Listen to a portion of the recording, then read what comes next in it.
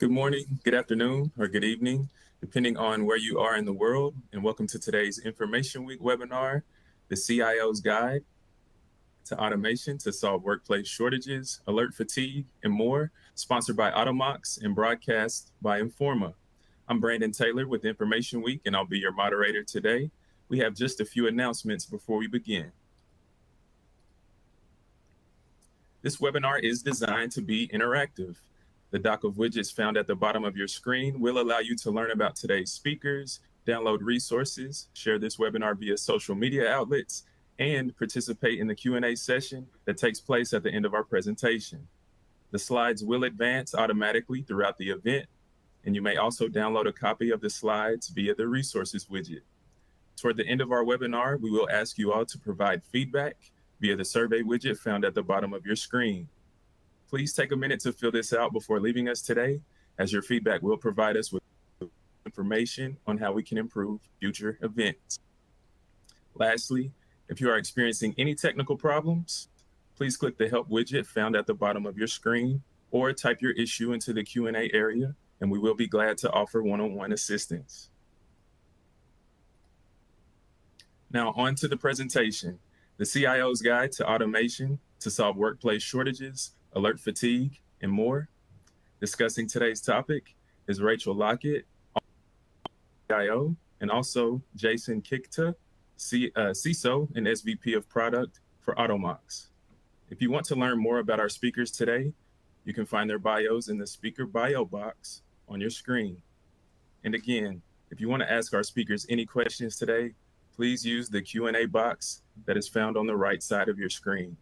Rachel and Jason, over to you. Thank you, Brandon. It's a pleasure to be back here with you again. So my name is Rachel Lockett. I have had a 27-ish year career in information technology leadership.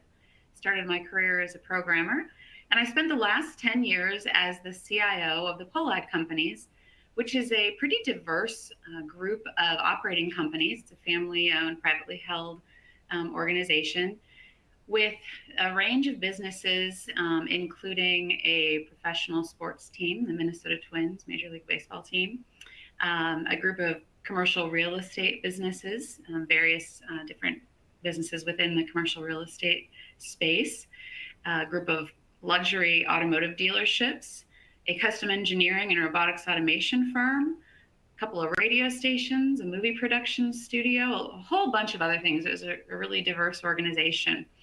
And for the last, 7 or 8 months, I guess, I've been an independent consultant, and I've also authored the book you see here, The Technology Doesn't Matter, Prioritizing the People in IT Business Alignment.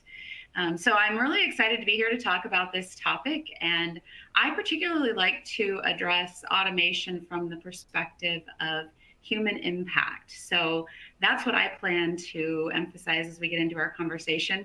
I'm really excited to be here with my new friend, Jason, so I'll hand it over to him and let him introduce himself. Thank you so much, Rachel, and also Brandon as well for the introduction. My name is Jason Kikta, and I am the Chief Information Security Officer as well as the Senior VP of Product at Automox. I retired 2 years ago from the Marine Corps after 20 long and occasionally painful years.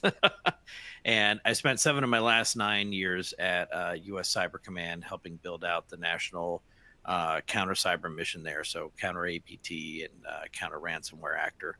And then in addition to Automox, I also teach a graduate school class at the Aperovich Institute for cybersecurity studies at Cio'S and at Johns Hopkins.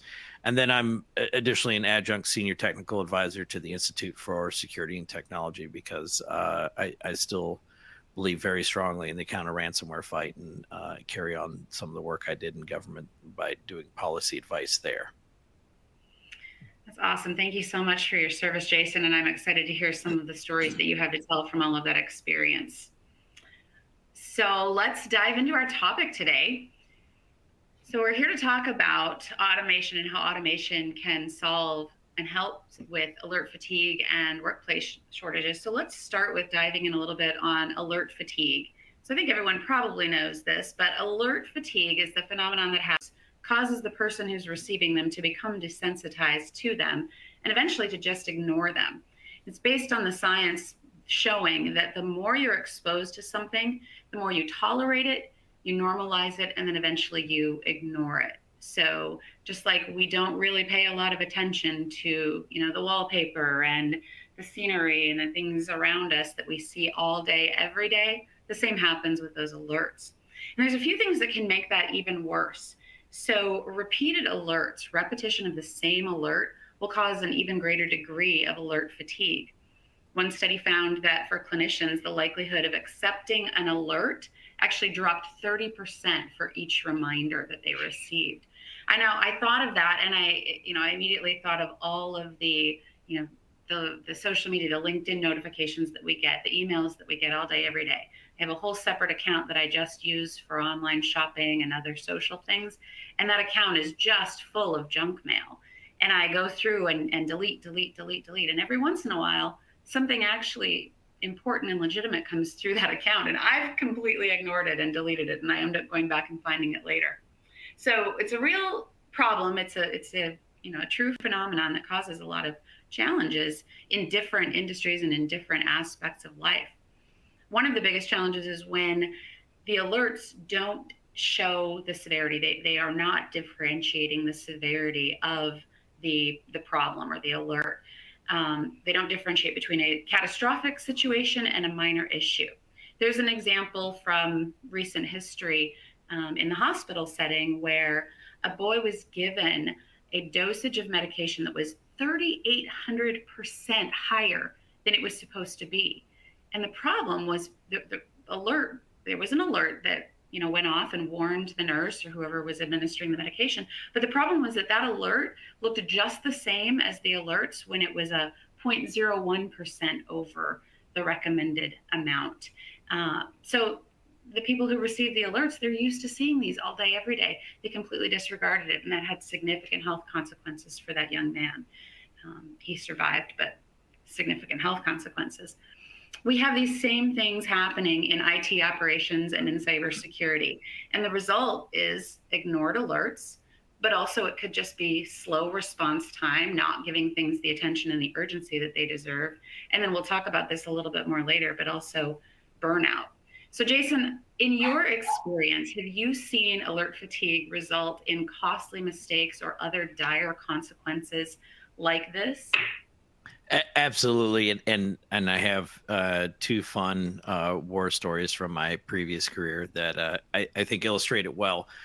The first is, there was this incident several years back where we were watching this Iranian actor, and there was a vulnerability in a well-known remote access tool that no one had yet figured out quite how to exploit, but everyone knew. The whole InfoSec community was watching it very closely because they knew that it was close. And once somebody figured it out, that this would be a very bad, probably month, year, 6 month plan for everyone. And eventually this exploit, someone figured it out. This team in India figured it out, and they put it up on GitHub. And within 61 minutes, this Iranian actor pulled that down, modified it, threw it against a major DoD network, and had parlayed it all the way into domain admin. And the part that really blew my mind, other than that level of speed, was that the local network owner, the team that was charged with doing the cybersecurity for that network, saw it. They saw that alert, but because it was making so many calls back to GitHub, they assumed it was unauthorized system administration from the IT team that had not been properly registered in advance.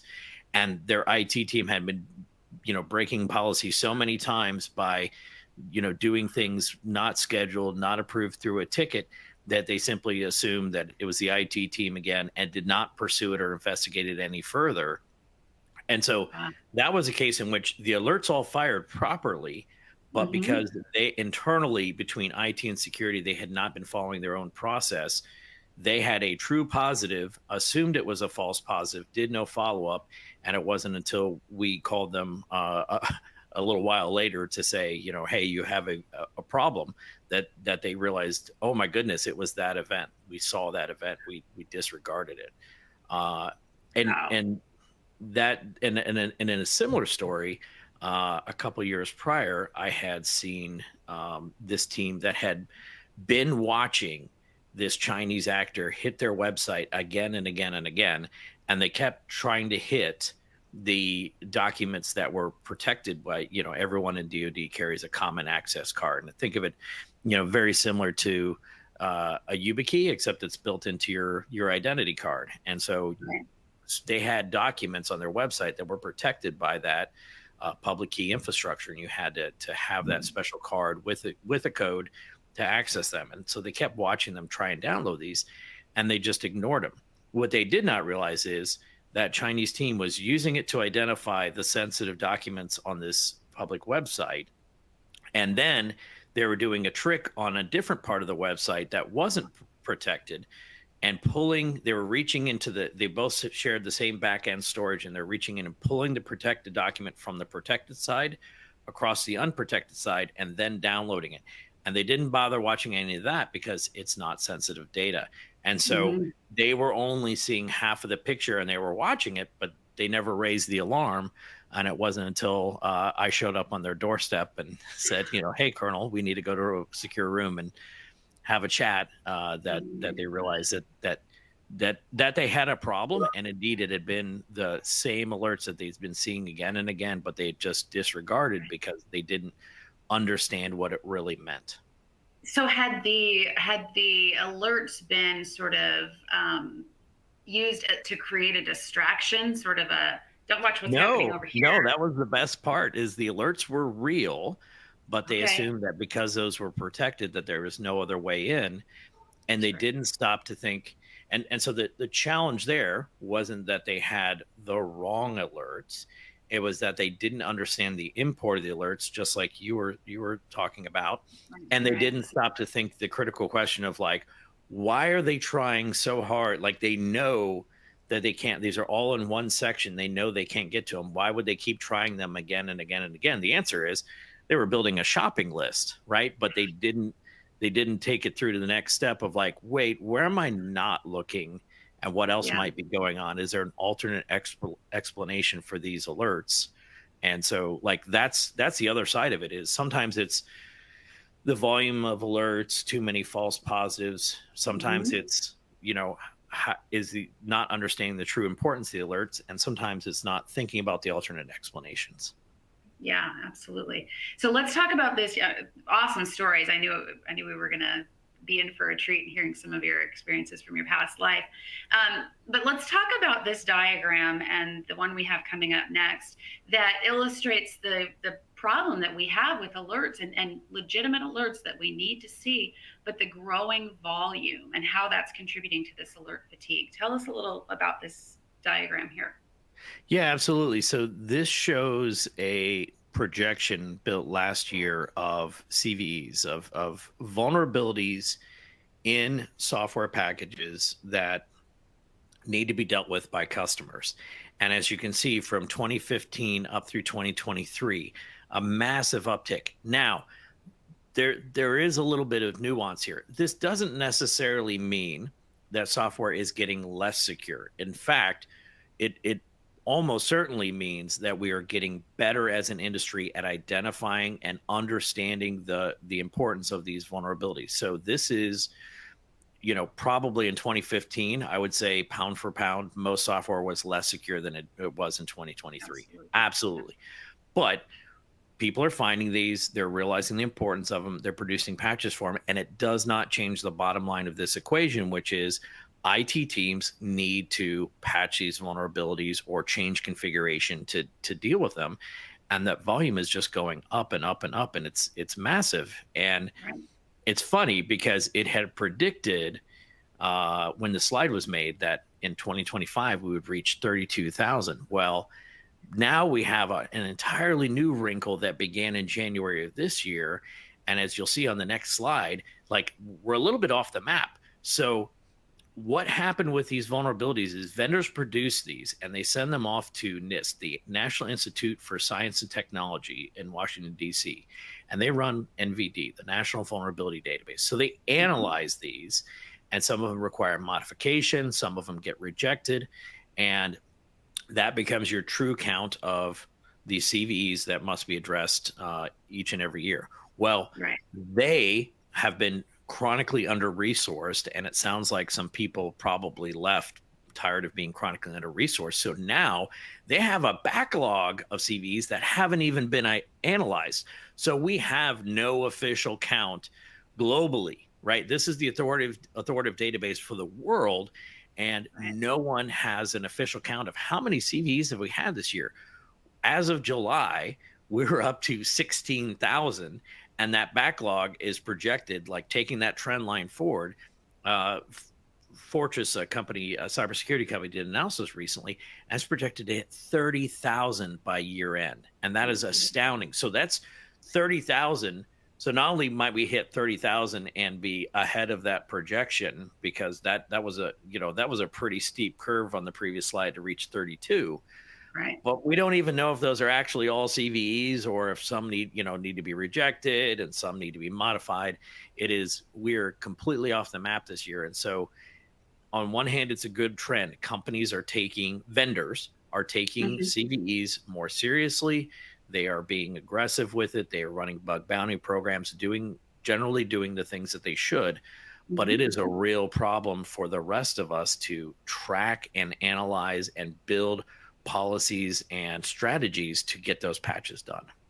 Absolutely. And, a common solution to that problem, I have read so many articles on this topic saying that one of the top pieces of advice is to do rotating of responsibilities, right? It's to throw more people at the problem. It's to rotate different people in so a fresh set of eyes can be looking at it, that are, eyes that are not fatigued by the alerts and can be dealing with these things and addressing them appropriately. But the problem is that's dependent upon having more resources, and I say more bodies to throw at the problem, but also it can't just be warm bodies. It has to be skilled resources. So that's not a sustainable long-term solution in and of itself. And then you add to that the fact that we have this other industry trend that is making that even harder to do if it were a sustainable solution. And that's the shortage of technology resources, which you just mentioned, even the resources to be able to analyze these incoming reports. So I've got a few details or statistics here about the workforce shortage. According to Gartner, back in just a couple of years ago, 2022, 50% of tech vacancies have been open for 6 months or longer. And of course, they expected that trend to continue, and I believe it has. That also 58% of IT workers say they're suffering from job burnout, and 89% of those say that they want to quit. So there's that high turnover caused by the burnout that we're talking about. And then finally, the lack of skilled resources, because as I said, we can't just throw bodies at this problem. They have to be people who know and understand what they're doing. Well, according to the National Science Foundation, the number of computer science bachelor's degrees that was awarded last year, in the last 9 years, only grew 2.6% compared to the 22 to 32% growth in new IT positions. So we're not filling that pipeline. We're not graduating enough people with the degrees and the experience to be able to fill the vacancies. And the people that are there are burnt out, and high turnover, of course, decreases productivity right out of the gate. So this is a growing problem. And I know you've got some additional insight to add to that as well. Yeah, absolutely. And so I looked up some statistics as well to prepare for this, and they match up with yours and just continue to paint that picture. LinkedIn did a survey back in 2023 of turnover rates and found that IT had the second highest turnover rate of any profession other than HR, right? And I think it goes back to your point of it's burnout. IT is hard. I started in IT. I started out being a technician, and It is tough. It is stressful. You are measured by the amount of time that you put in, and you have to meet your SLAs. And it can be a real struggle to do that. And then on top of it, right now, as of, I think these are statistics as of June, um, IT has a 44% higher unemployment rate than the rest of the labor market put together, but still has this massive number of vacancies, and that's because there's a skills mismatch. So there's a lot of vacancies, and there's a lot of folks in IT looking for work still, but they don't have the necessary skill set to meet those requirements, and so both businesses and workers are going unfulfilled because the market has shifted on us, and we can't produce the capacity we need. And that high turnover and skills shortage is all the way up and down the chart within the IT field. It's the senior, the executive leadership, all the way down to the entry level. But there are some positions, some roles where it's the most pronounced. And I think especially that security analyst type of function is one where it's most significant, and where it's the consequences are the most dire. Absolutely. So some of the results, and like I said early on, I'm most interested in the human impact on this. So we've talked a lot about the human impact on the IT team. So these highly skilled IT people who are experiencing burnout. And part of it too is because they want to spend their time solving problems and finding creative solutions. And instead, they're dealing with these repetitive alerts, the mundane tasks, the follow-up, follow-through on the same alerts over and over. That's contributing to the burnout because they're not getting to do the work that brings them joy, the reason that we got into IT in the first place, right? We got into IT because we like solving problems. We like, right. Even though we might not be viewed as the creative, individuals compared to our marketing compatriots, we still love the creative problem solving that is inherent to technology. And when you're not able to do that, that's when you're going to get burned out. You're going to be looking for your next job. You're going to result in that high turnover.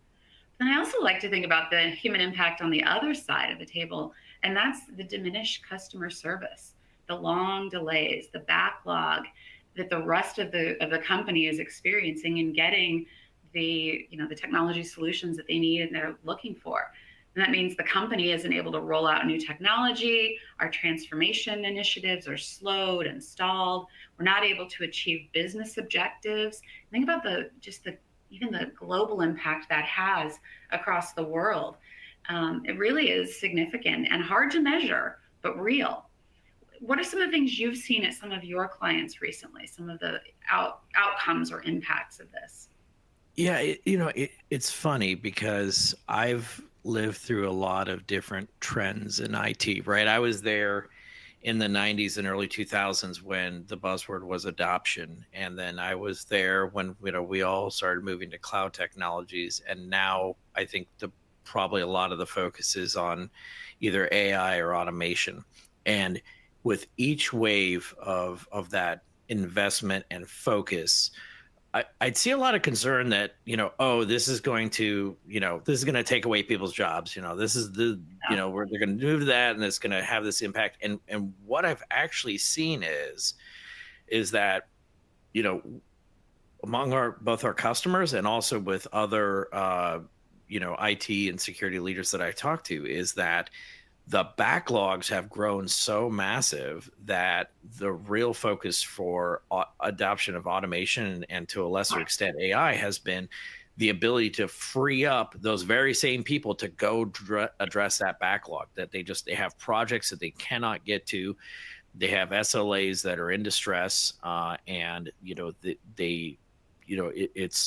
they're really viewing these as assistive technologies to help them drive down, focus on things that are routine, that are predictable, that are really very well suited to automation tasks, and less so on let's let 3 people go from the help desk and we'll replace them with this fancy new tool. That's not at all what's happening out there. And I think that what people I think don't fully appreciate is that automation and even AI, they have their place, but they can only go so far, right? They will only ever be able to go so far, right? There are things that humans are very good at, understanding, comprehension, intuition, leveraging experience, understanding broader impacts. Like those are very good human things, right? Skills are computers have a different set of skills. They are good at precision, scale, speed, right? Things that we as humans struggle with a little bit, right? Analytics. And so, you really want to, whenever you bring in new technology, and you really want to focus on something that marries up, the strength of computers with the strength of humans, and allow humans to do the things that we're best suited to, and the computers to do their things that they're best suited to. And like, that's where you really find that sort of serendipitous harmony within your tech stack of, the computer is doing its job, the humans are doing their job, and everyone's far more efficient. The technology is best leveraged when it's augmenting human capabilities, maybe making them faster, more efficient, allowing us to do those things faster and more quickly that the computers are better at, and saving us for the things that we're more skilled at and that we're more needed. I go back to that human impact thing all the time. And if we can reserve our time for those things where we're more needed, we're more valuable, and we're more interested in doing, that's a win-win. But you reminded me when you were talking about the backlog and that struggle to address the backlog, and we're struggling to find time to automate the things that will give us more time back. Reminded me of an analogy a coworker told me many years ago that I think might apply and fit into your prior experience. He said, it's like when you're too busy to talk to the machine gun salesman because you're fighting the war with slingshots. You don't have that time to make the improvements that are going to save you time in the long run. So we have to find a solution to that. And obviously the topic of this whole webinar is around leveraging automation to do that. And so let's talk about some of the different types of automation and how we can prioritize and make the time to implement it so that we can get back more of that time and allow the humans to focus on the things that they're good at and they want to be doing. And I love this chart. I found it somewhere. I left the, giving credit where it's due at the bottom. I left the thing at the bottom. But I love this because this shows 100 different use cases of automation. And these are kind of the most standard ones. These are the things that are pretty general to, most industries, most organizations. And it's illustrating, that there are so many things that can be automated. I think the task then for companies is to prioritize and understand which ones are the best and are going to provide the most value. Maybe what's the low-hanging fruit. The recommendation is to automate the tasks that are the most repetitive, that are low skill, the things our people don't want to be doing, that are quantifiable decisions, things that involve data collection, tasks that are error prone, and certainly things that are non-strategic. Which of these do you see being implemented and being used most often that drive the fastest results for business? So which ones are really the truly low-hanging fruit that everyone should be doing? So I'm extremely biased because I work at Automox and I stare at our product every day and watch it do its thing. But I also joined the company because I was a big believer that this is an area that was ripe for automation, and that having an approach like that is important. And so patching is my number one. Okay. I grew up in the days, I remember literally where patching was a matter of you would, put in a trouble ticket if you wanted something patched on your computer or updated, that you would put in a ticket and either a technician would come by, or when you brought it in for routine maintenance, like you would literally unplug that tower, drive it out in a car over to our shop. And I would then take it to tune up the hardware, fix something that's broken. And before we sent that thing back out the door, let's put all the patches on it because we have it right here and it's away from the user, right? And they'll have it back in a few days, right? Because those were the time. That was a reasonable time period. Yeah, in the late 90s, early 2000s, that was normal.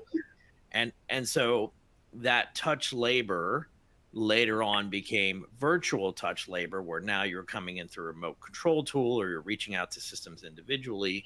And, you know, patching is a predictable, repeatable event that is well governed by policy. Patch Tuesday happened yesterday. I think it's yesterday, right? Yeah, yesterday. And it's going to happen on the second Tuesday of next month and the second Tuesday of the month after that, and move onwards into infinity. And Apple's it's not one of those high skill tasks that you that you have to put a lot of creative energy into, right? It's a routine.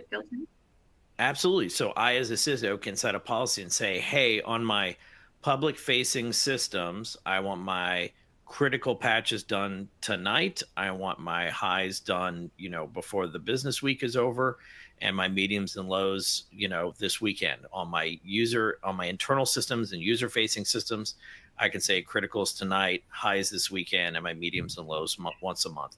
Whatever it is that I want to do, right? And those functionality patches, we'll hit those at the end of the quarter, because they're not a critical need unless something is broken. So, when you have something that is well driven by policy, and configuration changes are honestly in the same bucket of I know what this is going to be like. I can predict what my response to this would be. I can, explain that to my team, right? That is something where let your team implement that sort of thing through automation, right? That is something where you could free them up to, again, do those human cognitive things that only they can bring to the table, and let a program handle the rest, because computers are really good at that. All right. So, Brandon, I think next month's webinar, we should have Jason just do a whole workshop on automating patching. I got some people I want to send to that. Awesome. All right. So we know Jason's number one. The materials are going to be provided. So this whole list of 100 different standard automation use cases. I mean, if you're struggling to identify the opportunities, these are the standard ones. These are the basics, right? But I want to point out that automation, I think when not associated directly with AI, I think automation kind of gets seen as sort of utilitarian, mundane, like, okay, this is just, boots, belts and suspenders. This is basic stuff, right? Not the flashy, sexy, innovative stuff. But I want to take a minute to delve into the automation capabilities that can actually drive innovation. So I mentioned the companies within my previous organization, and a couple of them were leveraging automation in some ways that were a little bit more innovative. And in fact, one of those companies, they had an entire digital transformation strategy, 2-year long or more, in a very complex digital transformation that was very impactful, like decreasing the cycle time for deals for this business significantly. And when we stepped back and looked at it, really, that digital transformation strategy was based on layers of automation. It was a lot of the things listed here. When applied, strategically throughout the business and prioritized and implemented correctly, it was a lot of that basic, belts and suspenders kind of automation that was driving this transformation that was significantly changing the way they were able to do business, and major improvements. Another one of the businesses, this is delving a little bit into AI, so a little bit more flashy, but they had worked with a partner to develop a new method of doing an intelligent credit matching in their sales process. That was, instead of just looking for the interest rate, the lowest interest rate, and offering that credit offering to the consumer, they were looking at the demographics of the deal, the psychographics of the consumer, the person making the purchase, and recommending not the credit offering that was the lowest interest rate, but the one that the consumer was most likely to accept. So taking into consideration some of those other pieces that would impact, how they would make their decision, and putting that into this fully automated process. So again, like I said, adding a little bit of AI into it, but the process they were building it into was automating that purchasing process. And it was really kind of industry leading for their time. So the point being that automation can be used to drive significant innovation. So tell me some of the stories that you've seen of really innovative automation solutions, Jason. So this is my favorite one. Is we were talking to a large customer and we were asking him, how do you use the product? What do you do? And they were going through a variety of things that they enjoyed about it and so on. And they said, and I really appreciate, our ability to patch our network appliances with it as well, and printers. And I stopped and I looked at them. I said, we don't run on those. And they said, well, no, right. Yeah. Cause those can't take an agent, but I have servers in those same segments. And so if I want to patch like a network switch, I'll just write the API calls, because those interfaces are open within that local network. I'll just take that API call and I'll put it into a script, and then I'll fire it from one of the servers that's in that same network segment, and it'll just tell the network appliance, tell me what version you're on. Is an update available? If so, then update. Confirm that the update was applied, right? And I can do it all on my own scheduling, and I see it all in one dashboard. And it blew my mind, right? They came up with a totally off-label use case of, that, it's not something we prevent anyone from doing, but like we'd never thought of, like using the system to automate other things that can't automate themselves. And so they loved it because they got to still control the timing of those updates. They got to see the results back in one coherent dashboard. They know, yep, that was done. It was done on time. It's up to date. And they literally figured it out. And so literally when I told the story, I relayed the story to my own IT team.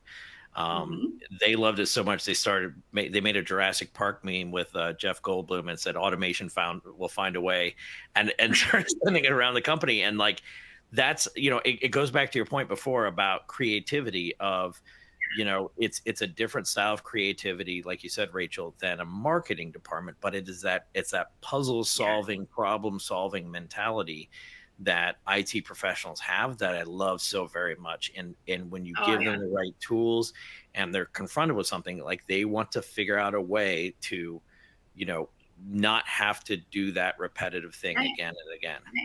Yeah. They want to figure out how to build a pipeline instead of hauling buckets. Yeah. Absolutely. Yeah, exactly. And like, that's what's so much fun about. Go ahead. Well, I was just going to say, I'm really curious. You go ahead. I was going to ask how that came about, because that sounds like the kind of thing that, that's not going to hit the radar of, prioritization by a steering committee or, whatever. So, did they just have a hackathon or a day where they were just, coming up with ways to make life easier? How did that idea come forward?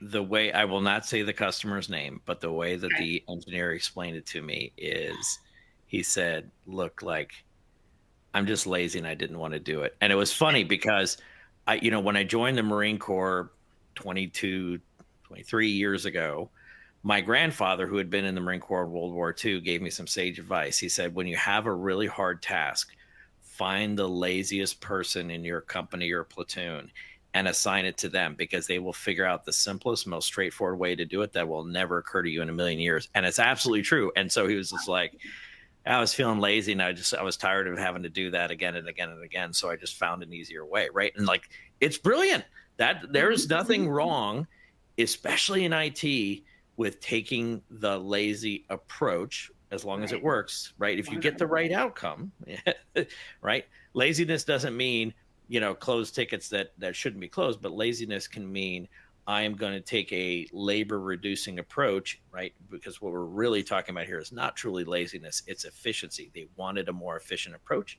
and they found it. And I respect that. I love it. That is a great story. Thank you. All right. So we talked about the real standard use cases for automation, the more innovative use cases, and how it can actually be leveraged to drive innovation. Let's go back to your sweet spot, your bread and butter, automated threat detection and response. So we know we need to be automating it. We know that doing so will minimize the window of opportunity for hackers. We know it will reduce the impact of breaches. We know it'll demonstrate a protective defensive posture. But tell us more about some of these stories and examples from your past experience. So I have a good one.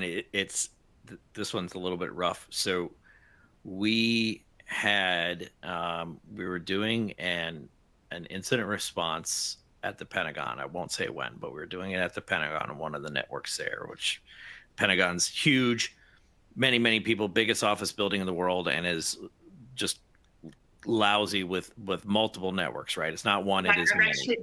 I've been inside, I've taken a tour, and my son, his claim to fame is that he got separated from the group.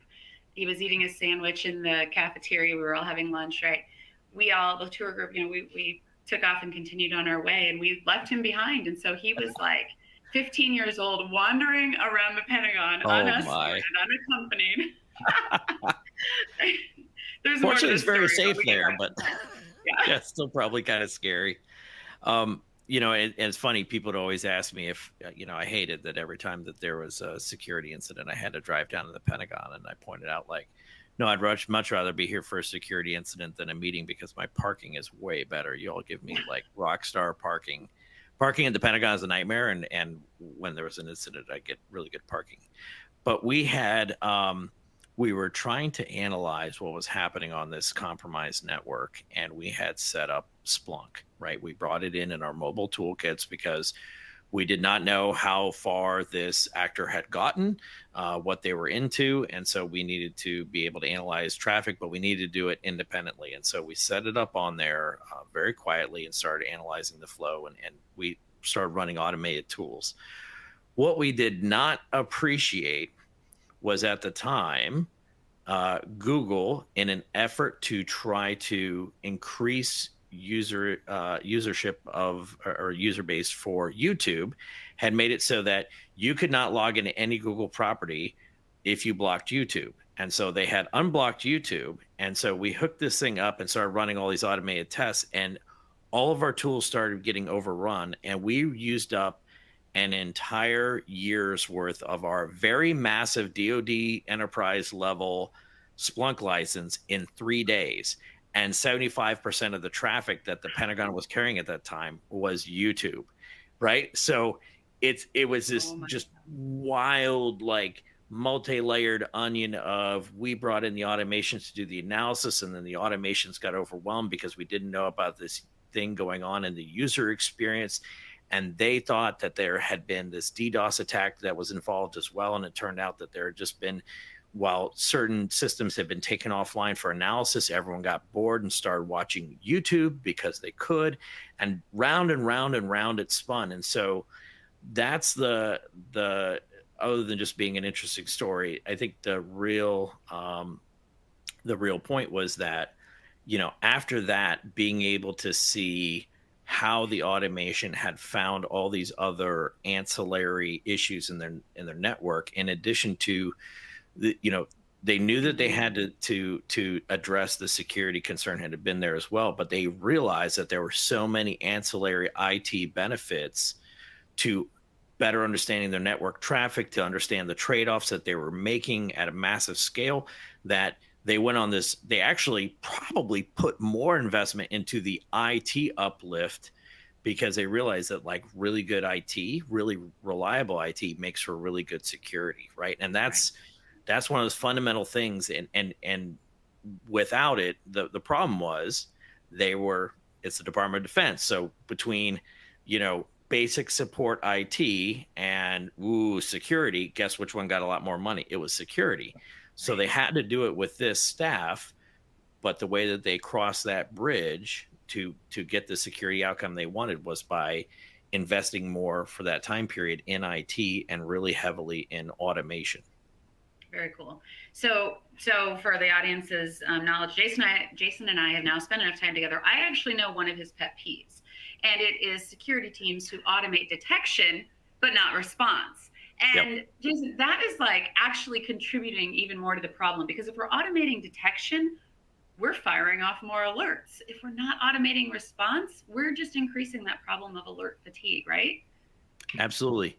Yeah, yeah, and I think like the thing that people are so interested in finding a problem. Security is the art of dealing with the unknown, right? And you're trying to separate out like what is um what is a true positive versus what is a false positive. You're trying to find the anomaly within the needle within the proverbial haystack. And so people get very over focused on that. And then what I have seen is teams that are well equipped generally to identify problems and then have no capability to do anything about it. And I've seen this so many times, it's hard to pick a story, but I had one where, I went and talked to a security team and I said like, hey, you're compromised, like walked right into their SOC and said, you're compromised. What are you doing? And they're like, oh yeah, we saw it. And I'm like, you saw it? What are you doing? Like it's beaconing out like there's bad activity on your network right now. And they're like, well, we're sending an alert to the users. And I'm like, you're doing what? And so they had this phishing attack. They saw the phish emails. They're like, oh yeah, they're very obvious to us. Our system picked them right up. But then they didn't have a solid response playbook down. I said, okay, like it's great that you're sending them this email to warn them, but you didn't remove the email from their inbox. I'm like, oh no, we have to do all that manually. And I'm like, oh my goodness, you didn't automate that? Like removing a malicious email from many inboxes? What about their endpoints? Oh, well, we got to find them. It's like, what do you mean you got to find them? Like, well, it's the Pentagon. It's a big building. I'm like, can't you just do it through the network? Just logically isolate them? Like, no, we never really built anything for that. Right. And so they had thought through everything on automating the detection side of things. All the things went off, lots of dashboards, blinking lights, user alerts, notifications, well-formed reports, all of it.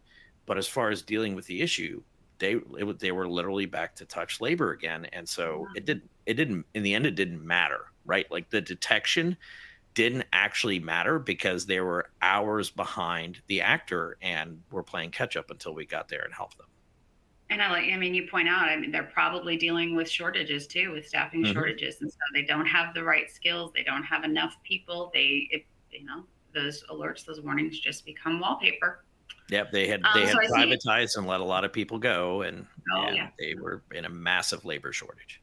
I see Brandon's back and probably wanting to rush us along. So let me cover off this last slide in about a minute here. So we've been talking a lot about the reasons and the need for automation to solve the challenges of workplace shortages and alert fatigue. Some of the most common challenges that companies face, and by the way, this is a response also to one of the questions in the Q&A, some of the most common challenges are end user resistance.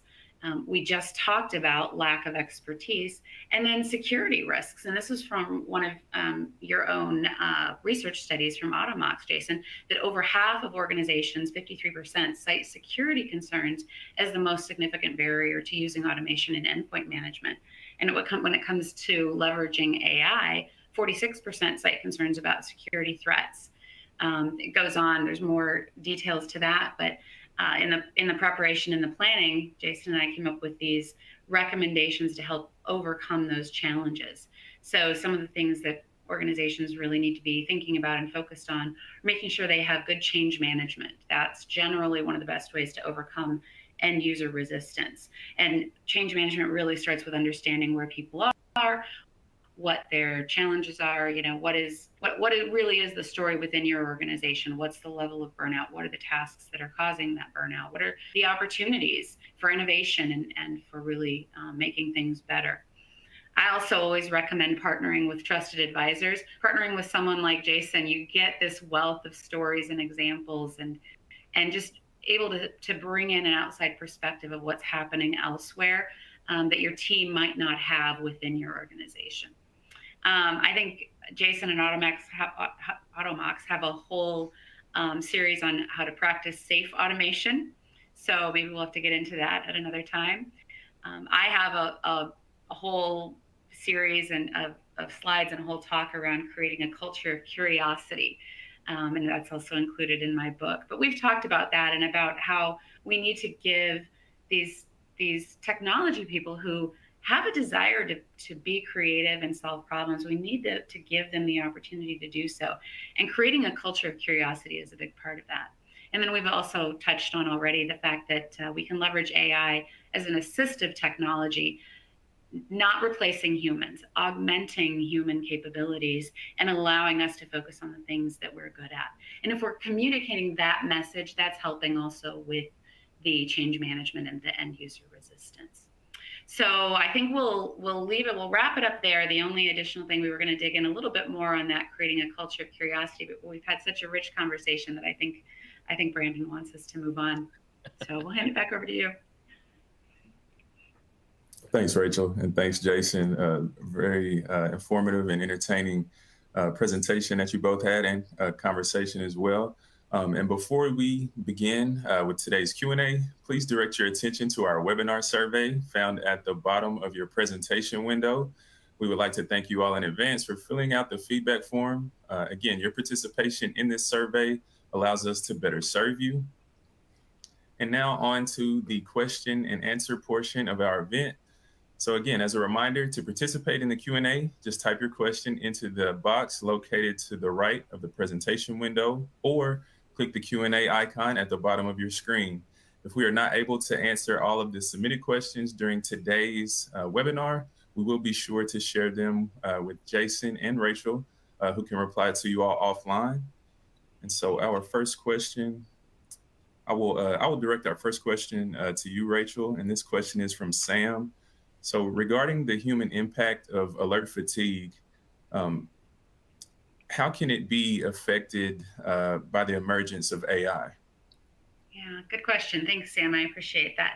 So as we've kind of talked about, artificial intelligence, it's a best leveraged as an assistive tool for augmenting human capabilities, and it can be leveraged in ways to automate tasks so that those alert fatigues are handled by someone else first, or I'm sorry, by the AI first before they get to the human. And it can be used to do things like categorize. And we talked about the severity in the beginning, and one of the problems being that the severity of the alert is the same whether the incident is, extremely catastrophic or just minor. And so potentially being able to do that first pass, that first review, and flag those things that maybe the AI determines as being higher severity. That's just one example that comes to mind.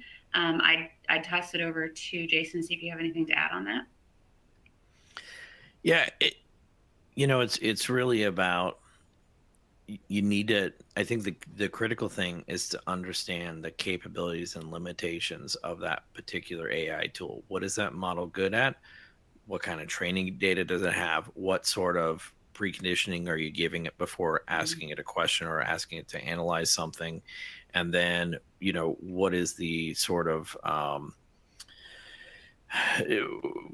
is the scoping of that answer? And it will never, at least in the foreseeable future, it has really no demonstrated capability to outright replace a human completely, but as an assistive technology, right? Bringing you that focus, like Rachel said, extremely valuable, but you really have to well understand. If you just grab vanilla Chat GPT and throw it at a problem, you are not going to get the result that you expect.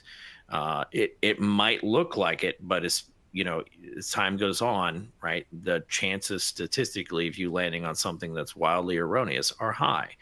Yeah. But grabbing a model that is purpose-built, giving it the correct parameters, really understanding that nuance is very, very critical to being successful with AI. I have an example from the healthcare space. So a friend of mine, his daughter she just got awarded this grant to do research and study at Harvard on how artificial intelligence can be leveraged in a specific use case. It's based on a study that was already completed there, where they showed radiologists. So they're looking at x-rays of some particular part of the body, and they're looking for cancer, right? And their job is to look at slide after slide after slide and try to identify this one particular type of cancer. Well, apparently what they did in this study is they seeded into the slides that are being analyzed well, here's what it was. As everyone's seen, you've probably all seen the video where you're seeing a group of people and you're supposed to count how many times the person in the front bounces the red ball. And everyone's so focused on counting how many times the red ball is bounced that they don't notice that there's a literal gorilla, a person in a gorilla costume, walking behind them. So they seeded these slides of x-rays for these radiologists or oncologists, seeded them with, at first I thought it was a proverbial gorilla, but I asked my friend and he said, no, she said it was literally the gorilla. And I'm like, wait, what? You've got to be kidding. So don't quote me on that, secondhand information, but even if it was a proverbial gorilla, what was happening is these medical professionals were so focused on the thing they were looking for that they didn't see this other potentially catastrophic and dramatic thing happening in the background. And that's where I see AI being able to augment the human experience. This is a highly skilled, person and resource and role, right? We think about the people we're trusting to, view our results of our MRIs and detect problems, right? But they're missing things because they're so focused on just their one piece. But if AI can come in and just gently reach out to that person and say, hey, did you happen to see this thing over here? Because I noticed this, and this looks like what I've been trained is this other type of cancer or this other problem, right? Can you take a look over here and see what's going on? That, I think, is just a phenomenal example of where we can leverage AI to augment the human experience and really improve outcomes and human impact. The mantra I teach my team is triage, not decision. That's how you should use AI. Exactly.